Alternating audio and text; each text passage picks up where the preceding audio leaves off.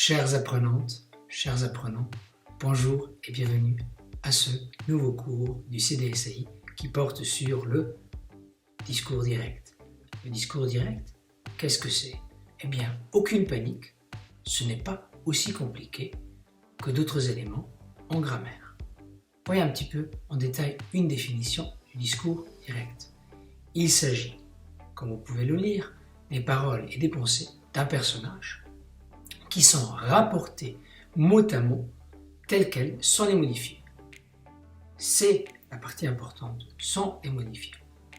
Vous avez un exemple qui illustre bien le discours direct. La mère dit à ses enfants « Lavez vos mains ». Et vous voyez tout de suite les guillemets, le double point. Il y a donc une façon de procéder pour indiquer le discours direct. Mais il n'y en a pas qu'une. Voyons les différentes manières que l'on peut adopter pour expliciter le discours direct. La première façon de faire me paraît peut-être même la plus simple.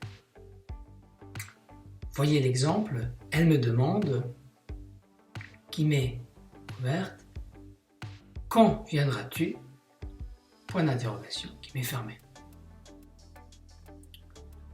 C'est la façon, disons, la plus simple. Dans un roman, ou même dans une nouvelle, vous allez peut-être retrouver une autre façon d'indiquer le discours direct, celle de simplement changer l'alinéa et de laisser un blanc typographique. Ça va comme ça. Oui, c'est parfait. On interprète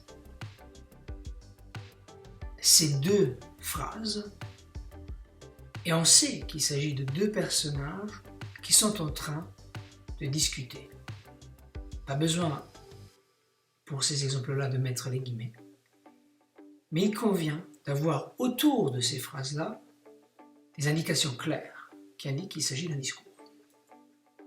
Une autre façon d'indiquer lorsque deux personnes parlent et de rendre visible le discours direct, c'est l'utilisation du tiret. Exemple, soyez sage, d'accord, je reviens dans une heure, très bien. Mais ce n'est pas tout. Mis à part ces trois manières pour indiquer le discours direct, il existe des formules explicites.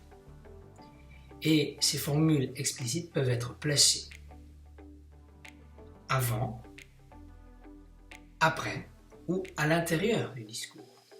Voyons un petit peu les trois exemples que nous avons repris ici. Paul dit, deux points guillemets ouverts, maman, virgule, j'ai faim, guillemets fermés. On peut aussi dire, maman, virgule, j'ai faim, virgule, dit Paul.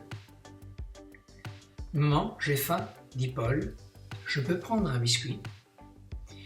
Et comme vous voyez, il y a certaines manières de travailler, de faire, et il convient de respecter ces mises en page et la ponctuation qui va avec. Je vous laisserai donc analyser brièvement les trois formules pour que vous compreniez bien où placer les virgules, où placer le double point, ou encore où placer les guillemets. Finalement, il convient encore d'ajouter une petite information concernant les verbes de la parole.